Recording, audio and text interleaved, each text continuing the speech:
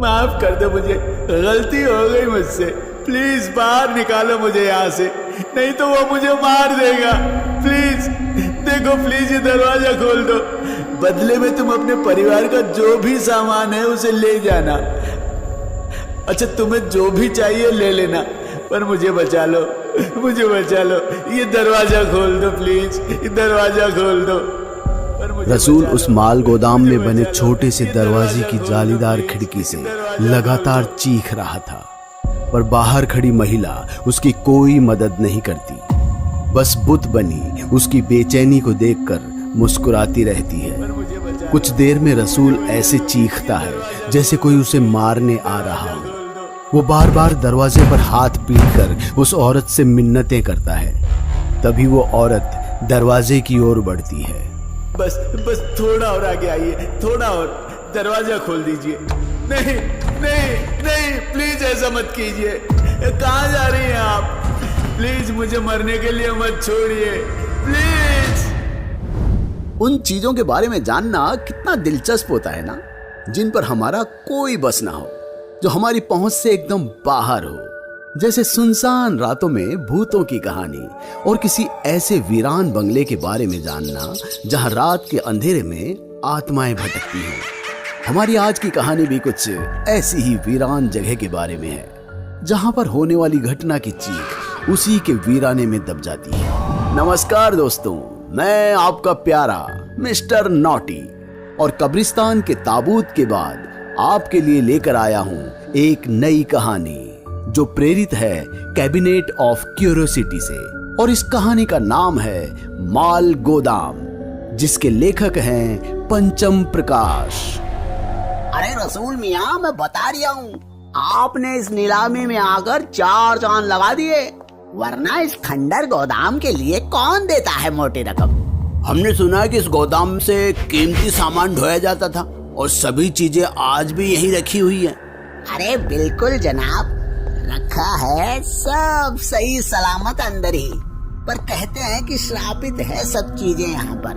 अरे उसकी चिंता हम पर छोड़ दीजिए जनाब। आप बस अपना कट लीजिए और दफा हो जाइए मिस्टर ब्रोकर। धन्यवाद रसूल मियाँ, और माँ कसम बता रहा हूँ, अंग्रेजी में ब्रोकर कहकर आपने इस महेश दल्ले की इज्जत बढ़ा दी है। आंखों में आंसू आ गए मियाँ। महेश की बातें सुने बगैर ही रसूल माल गोदाम की तरफ बढ़ जाता है, और महेश अपना पैसा गिनने लगता है। तभी सामने से उसे एक औरत आते दिखाई देती है। वो तुरंत ही अपना पैसा बैग में रखता है, और पान की पिचकारी जमीन पर रसीद करते हुए वहां से निकलने वाला ही होता है कि वो औरत उसे सामने से घेर लेती है। देखिए मैडम, मैं बता रहा हूँ, मेरा और आपका कोई रिश्ता नहीं है। आप प्लीज मेरे रास्ते से हट जाओ। रास्ते से हट जाऊं? तुमने मेरी खानदानी जायदाद को बेच दिया और कहते हो रास्ते से हट जाऊं? हाँ, कह रहा हूँ मैं, हट जाओ, इससे पहले कि अपना भेजा की सज जाए। तुम ऐसा कैसे कर सकते हो? बिल्कुल कर सकते हैं मैडम। आपके पति ने लोन लेते वक्त इसी खंडर के पेपर्स गिरवी रखे थे, लोन वापस किया नहीं और खुद चलते बने। अब आपके पास तो लोन चुकता करने के पैसे हैं नहीं, और जो हैं वो आप दे नहीं रही हो, तो एक दल्ला करे तो क्या करे, हैं? मेरा कुछ सामान है उसमें, वो तो मुझे ले लेने दो। देखिए मैडम, अब ये गोदाम ना आपका रिया और अपना तो था ही नहीं। वो गोदाम के सामने जो रसूल मियाँ दिख रही है ना, उनसे बात कर लो, पर माँ कसम इन मामलों के लिए अपने को दिख मत जाना। वो औरत रसूल को देखते ही उसकी तरफ बढ़ती है और उसके सामने हाथ जोड़ लेती है कि रसूल इस माल गोदाम को वापस इस महिला को दे दे। पर भला वो 4 गुने ज्यादा कीमत पर खरीदी हुई प्रॉपर्टी कैसे किसी को यूं ही दे देता। देखिए मैडम, रात होने वाली है, आप अपने घर को निकलिए, मुझसे आपको एक भी ढेला नहीं मिलने वाला है। चलिए जाइए यहाँ से। इतने निर्दयी कैसे हो सकते हो तुम? एक अकेली औरत से सब कुछ छीन रहे हो उसका। अजीब औरत हो यार तुम। मैं तुमसे तमीज से बात कर रहा हूँ तो कुछ भी हैं? मैं तुम्हें बस ये दे सकता हूँ, अपने पति की आखिरी निशानी समझकर रख लो और निकलो यहाँ से तुम। रसूल उस औरत के हाथ में एक पुराना ताला डालकर उसे जाने के लिए कह देता है और खुद माल गोदाम के अंदर चला जाता है। अंदर घुसते ही जैसे ही उसने लाइट जलाई, उसे ऐसा लगा जैसे कि वो कई दशक पहले जा पहुंचा है, क्योंकि गोदाम के अंदर पुराने सामानों का अंबार लगा था। रसूल इतने सारे एंटिक सामान को देखकर खुश हो जाता है, पर अगले ही पल उसकी सारी खुशियां धुआं हो जाती है, क्योंकि माल गोदाम बाहर से जितना बड़ा था, अंदर से उतना ही छोटा। अरे कहाँ फंस गया यार मैं, लगता नहीं पैसा वसूल होगा। खैर देखते हैं कितना माल निकलता है। जनाब रसूल, काम पर लग जाइए। रसूल खुद से सब कुछ कहता हुआ कीमती सामान इकट्ठा करने लगता है और बाहर उसे अपनी गाड़ी पर लाद तेजी से निकल जाता है। रसूल कुछ दूर ही आगे बढ़ता है कि अचानक से उसकी गाड़ी के सामने वही औरत आ जाती है। रसूल अपने पांव का सारा जोर ब्रेक पर लगा देता है और उसका सिर सीधे जाकर स्टीयरिंग से टकरा जाता है।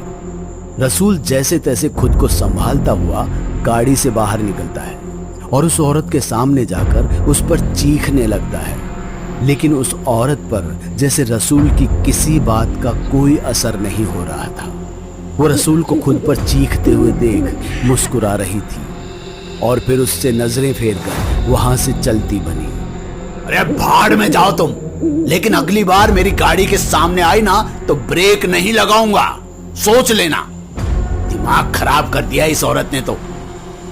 रसूल वापस से अपनी गाड़ी में बैठता है और सीधे एक एंटिक डीलर के पास पहुंच जाता है। अरे मुझे समझ में नहीं आ रहा रसूल, आखिर तुम क्या सोचकर इस भंगार का मुझसे इतनी कीमत मांग रहे हो?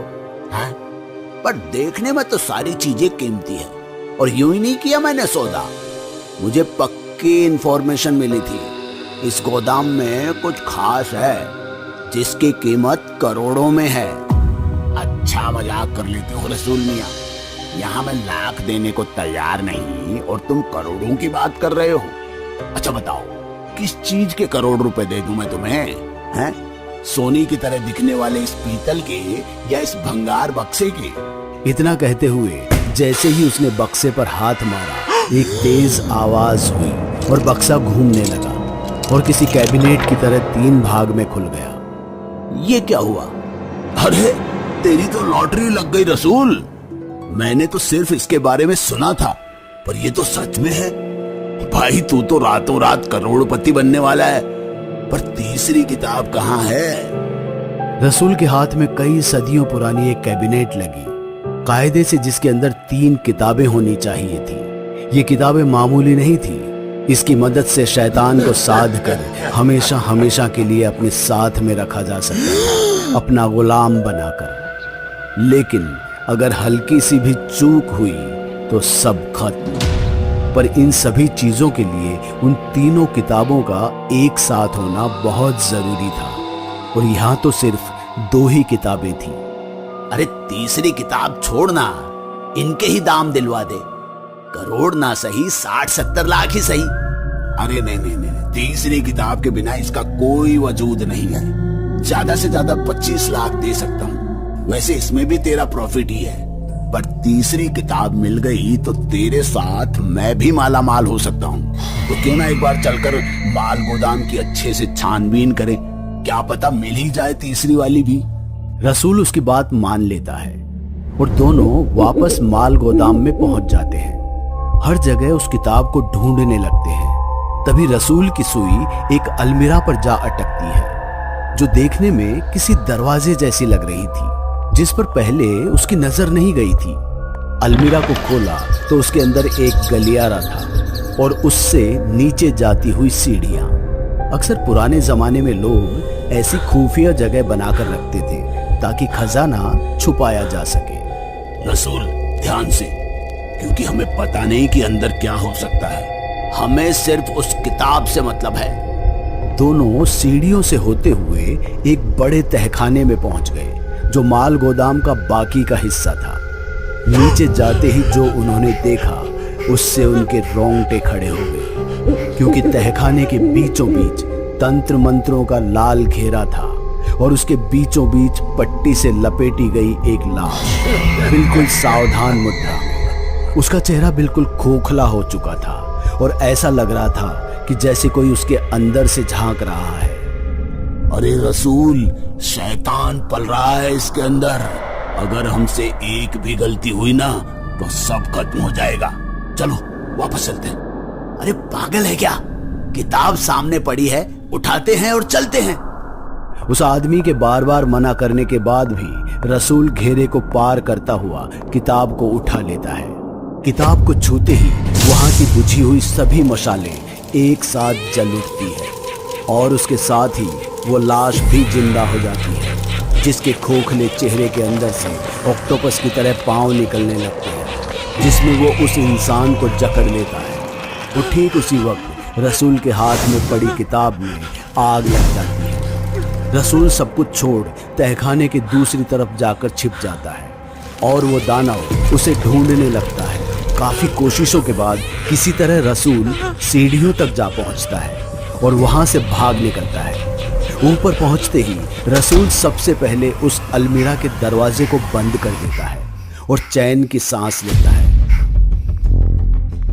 कि तभी उस दरवाजे पर इतनी जोर से दस्तक होती है कि रसूल माल गोदाम से बाहर निकलने के लिए दरवाजे की तरफ भागता है, लेकिन न जाने क्यों दरवाजा खुल ही नहीं रहा था। रसूल दरवाजे को पकड़कर जोर से खींचने लगता है, पर वो उस लोहे के दरवाजे को हिला भी नहीं पा रहा था। उस तहखाने से लगने वाले काठ के दरवाजे पर इतनी जोर से दस्तक हो रही थी कि मानो कभी भी टूट जाएगा। शैतान की हर दस्तक के साथ रसूल का गला सूखने लगा था और वो मन ही मन मौत के करीब जा रहा था कि तभी दरवाजे पर बनी जाली के बाहर उसे वही औरत दिखाई देती है जो शाम को उसके आगे गिड़गिड़ा रही थी। लेकिन अब रसूल ने उसके सामने गिड़गिड़ाना शुरू कर दिया, पर उसने मदद की कोई कोशिश नहीं की। अंत में दरवाजे के पास भी आई और कुंडी को खोलने की जगह उसमें वही ताला लगा दिया जो शाम को रसूल ने उसके हाथ में थमा दिया था। क्या कहा था तूने? भाड़ में जा। अब तू भाड़ में जा, निकल यहाँ से। गलती हो गई मुझसे, बचा लो मुझे, मैं मरना नहीं चाहता। वो पीछे मुड़ी और चली गई और धुएं के साए में कहीं हवा हो गई। इधर रसूल माल गोदाम में ही चीखता रह गया और उसकी चीख दबती चली गई, जिसे फिर कभी कोई सुनने नहीं आया। अरे अरे क्या बात कर रही हो साहब, ये महेश ऐसे ही दलाल थोड़ी ना बना है। एक नंबर प्रॉपर्टी दिखाएंगे आपको, वो भी सिर्फ 20 लाख में। जगह का नाम है माल गोदाम।